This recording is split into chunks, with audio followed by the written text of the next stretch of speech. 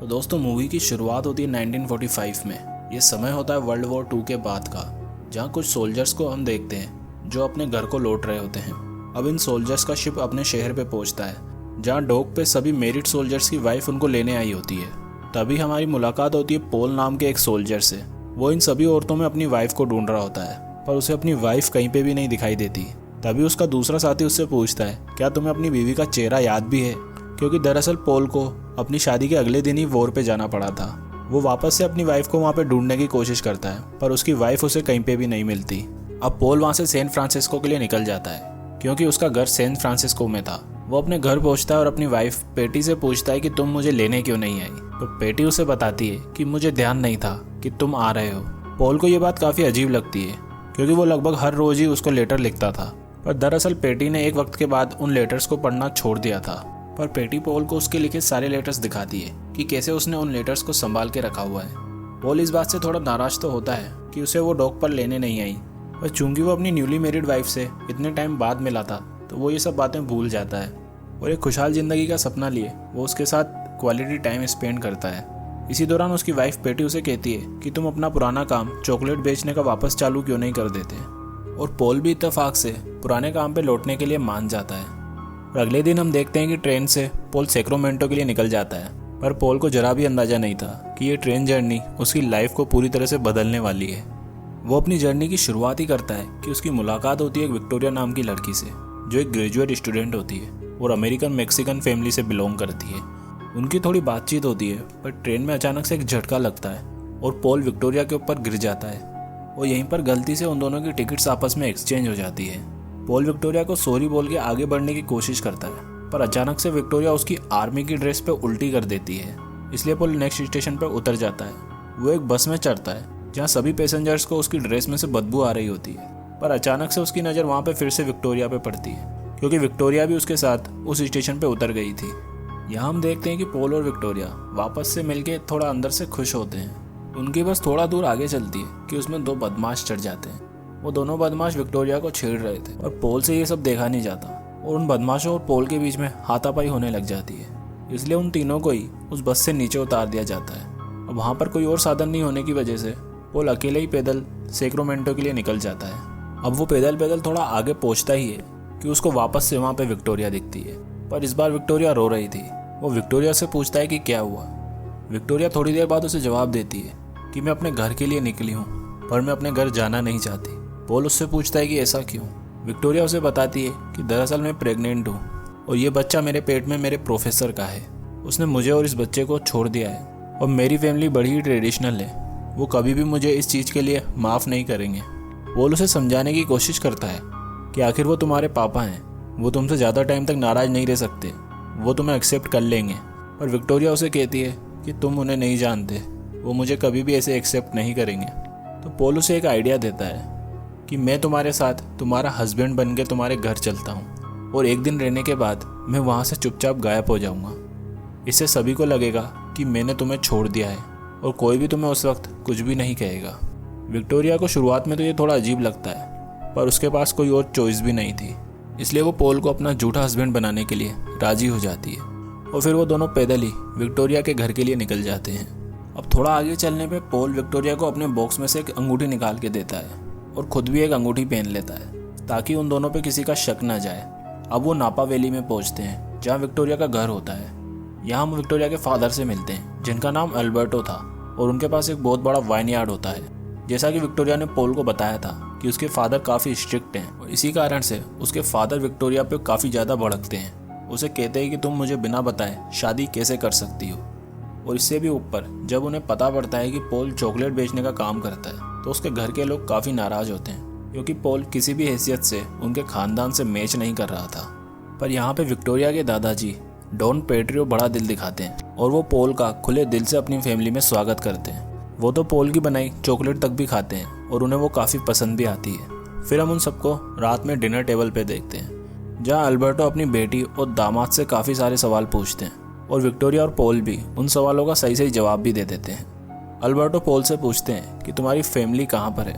Paul उन्हें बताता है कि मैं अनाथ हूँ। तो अल्बर्टो पॉल पे एक तंज कसते हुए कहते हैं कि मैं तो अपनी बेटी की शादी एक मैक्सिकन लड़के से कराना चाहता था, जो वेल सेटल्ड हो और एक बढ़िया फैमिली से बिलोंग करता हो, पर खैर क्या ही कर सकते हैं। उस डिनर टेबल पे अल्बर्टो पोल की काफ़ी इंसल्ट करते हैं। अब ये सब सुन के पोल डिनर को बीच में छोड़ के बाहर चला जाता है और यहाँ हमें पोल की एक प्रॉब्लम के बारे में पता पड़ता है। ज़्यादातर सोल्जर्स की तरह पोल को भी अपने वॉर की मेमोरीज काफ़ी हंट करती थी।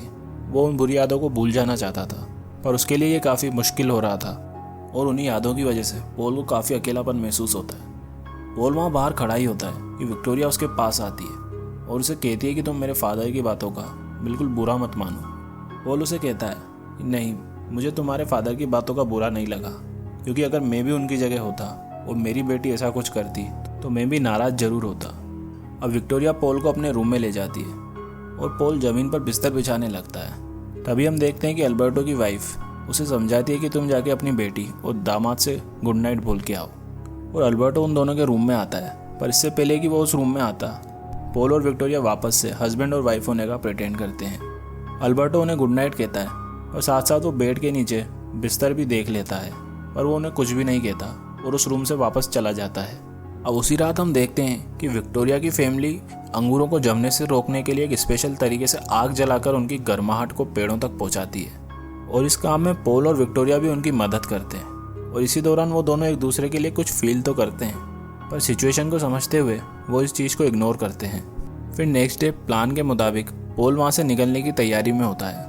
तभी विक्टोरिया के दादाजी डॉन पेट्रियो पोल के पास आते हैं और फिर विक्टोरिया के दादाजी पोल को एक वॉक पर लेके जाते हैं और पोल को उस वैली के काफ़ी ट्रेडिशनल पेड़ दिखाते हैं। अब वो दोनों एक पेड़ के पास में रुकते हैं और डॉन पेट्रियो पोल को बताते हैं कि ये पेड़ हमारे लिए किसी भगवान से कम नहीं है। इस पेड़ के कारण ही ये वैली इतनी शानदार बन पाई है। अब डॉन पेट्रियो पोल से काफ़ी रिक्वेस्ट करते हैं कि तुम केवल आज के लिए रुक जाओ और हमारी कटाई में मदद करो। पोल जाना तो चाहता था, पर विक्टोरिया के दादाजी के इतना कहने पे वो मान जाता है और एक और दिन वहाँ पे रुकने का फैसला कर लेता है। और जब विक्टोरिया वापस से पोल को देखती है तो वो काफ़ी ज़्यादा खुश हो जाती है, क्योंकि उसे लगा था पोल तो यहाँ से जा चुका है।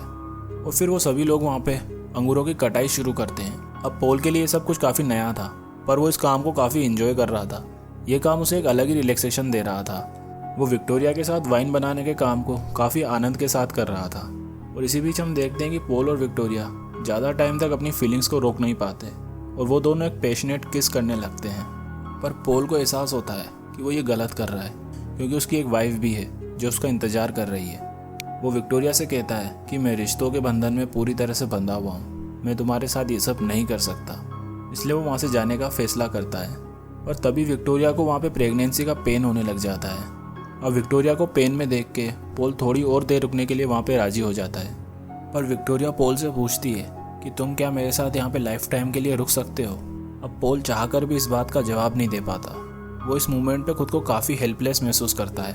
अब थोड़ी देर बाद उसकी बहस अल्बर्टो से हो जाती है, क्योंकि अल्बर्टो को लग रहा था कि पोल उनकी बेटी को उनसे दूर कर रहा है। अब उस बहस के बाद पोल वहाँ से निकलने लगता है, पर तभी फिर से डॉन पेट्रियो उसको रोक लेते हैं और अपने साथ वाइन पीने के लिए कहते हैं। अब उसी दौरान डॉन पेट्रियो पोल से उसकी फीलिंग्स के बारे में पूछते हैं कि तुम विक्टोरिया के लिए क्या फील करते हो, तुम्हारे लिए विक्टोरिया कितनी इम्पोर्टेंट है। अब पोल डॉन पेट्रियो के कहने पे गाते हुए विक्टोरिया के दरवाजे तक जाता है और उसे बुलाता है, पर विक्टोरिया बाहर नहीं आती और इस बात से पोल काफ़ी ज़्यादा दुखी हो जाता है और वहाँ से चला जाता है। नेक्स्ट डे हम देखते हैं कि विक्टोरिया की फैमिली एक हार्वेस्ट फेस्टिवल सेलिब्रेट कर रही थी और उसी फेस्टिवल के दौरान विक्टोरिया के फादर एल्बर्टो फिर से विक्टोरिया और पोल की शादी अनाउंस कर देते हैं। वो चाहते थे कि उनके सामने उनकी बेटी की एक बार फिर से शादी हो। अब ये बात सुन के पोल विक्टोरिया के पास जाता है और उसे कहता है कि मैं तुम्हारे फादर को सब बताने वाला हूँ, मैं किसी भी हालत में ये शादी नहीं कर सकता। विक्टोरिया पोल से कहती है कि तुम्हें ऐसा करने की कुछ ज़रूरत नहीं है, क्योंकि मैं खुद ही उन्हें ये सब बता दूंगी। अब विक्टोरिया अपने फादर एल्बर्टो को सारी सच्चाई बता देती है कि मैं प्रेग्नेंट हूँ, पर मेरे पेट में बच्चा पोल का नहीं है। दरअसल मेरी पोल से कभी शादी ही नहीं हुई थी। अब ये बात सुन के अल्बर्टो का गुस्सा 7वें आसमान पे पहुंच जाता है और वो वहाँ से नाराज़ होकर चले जाते हैं। अब यहाँ हमें लगता है कि पोल और विक्टोरिया के बीच में सब कुछ ख़त्म हो गया और पोल भी अपने शहर सैन फ्रांसिस्को वापस लौट जाता है। अब पोल अपने घर सैन फ्रांसिस्को पहुँचता है तो उसे पता पड़ता है कि उसकी वाइफ पेटी किसी के साथ अफेयर में है। पेटी पोल को बताती है कि मैंने एनरोलमेंट भी फाइल कर दिया है, मैं इस शादी को और आगे नहीं बढ़ाना चाहती। अब पोल चुपचाप उन एनरोलमेंट के पेपर को लेके वहाँ से चला जाता है। पेटी उसे पीछे से कहती है कि आई एम सॉरी, मैंने तुम्हारा काफ़ी दिल दुखाया है। पर तभी हम देखते हैं कि पोल को किसी भी बात का दर्द नहीं था, ना ही कोई दुख था। वो तो उल्टा काफ़ी ज़्यादा खुश होता है कि वो फाइनली अब विक्टोरिया के साथ रह सकता है। वो सभी रिश्तों से आज़ाद हो चुका है और वो बिना ज़्यादा देर किए वापस से विक्टोरिया के घर के लिए निकल जाता है। अब घर पहुंचने पे सबसे पहले उसकी मुलाकात अल्बर्टो से होती है, जो काफ़ी ज़्यादा दुखी थे। अल्बर्टो पोल पे काफ़ी ज़्यादा गुस्सा होता है और उसे वहाँ से जाने के लिए कहता है, पर पोल अल्बर्टो को समझाता है और कहता है कि मैं विक्टोरिया से मिले बिना यहाँ से नहीं जाऊँगा, मैं उससे प्यार करने लगा हूँ। अल्बर्टो उस पर भड़कता है और कहता है कि क्या तुम्हें पता नहीं है, विक्टोरिया किसी और का बच्चा अपने पेट में लिए घूम रही है और तुम उससे फिर भी शादी करना चाहते हो। अब उन दोनों के बीच में यहाँ पे थोड़ी बहस होने लग जाती है और ये आवाज़ें सुन के पूरा परिवार वहाँ पे इकट्ठा हो जाता है। अब इन सब के बीच ही अल्बर्टो गुस्से में आकर लालटेन पोल पे फेंक के मारता है और वो लालटेन पोल को नहीं लगता, उल्टा वो जाके वाइन यार्ड में गिर जाता है और वहाँ पे सभी पेड़ जलने लग जाते हैं। पोल और विक्टोरिया का परिवार उस आग को बुझाने की काफ़ी कोशिश करता है, पर वो आग बहुत ज़्यादा फैल चुकी थी, वो उस पर काबू नहीं पा सकते थे और सुबह होते होते पूरी वैली जलकर खाक हो जाती है। अल्बर्टो और उसकी फैमिली पूरी तरह से टूट चुकी थी क्योंकि उनकी कमाई का जरिया केवल ये वैली ही थी। पर तभी पोल उस ट्रेडिशनल पौधे को किसी भी तरह तोड़ के वापस लेके आता है और अल्बर्टो को लाके देता है। अल्बर्टो देखता है कि ये पौधा अभी भी जिंदा है और अचानक ही सभी के चेहरे वापस से खिलखिला उठते हैं, क्योंकि वो जानते थे इस पौधे में इतनी शक्ति है कि ये वैली को वापस से हरा भरा कर सकता है। और इसी खुशी में अल्बर्टो अपनी बेटी विक्टोरिया का हाथ पोल के हाथ में दे देता है और वो दोनों हमेशा के लिए एक दूसरे के हो जाते हैं। और लास्ट में हम देखते हैं कि उस पेड़ की वजह से वो वैली भी वापस हरी भरी हो जाती है। और इसी के साथ ये मूवी यहीं पर ख़त्म हो जाती है।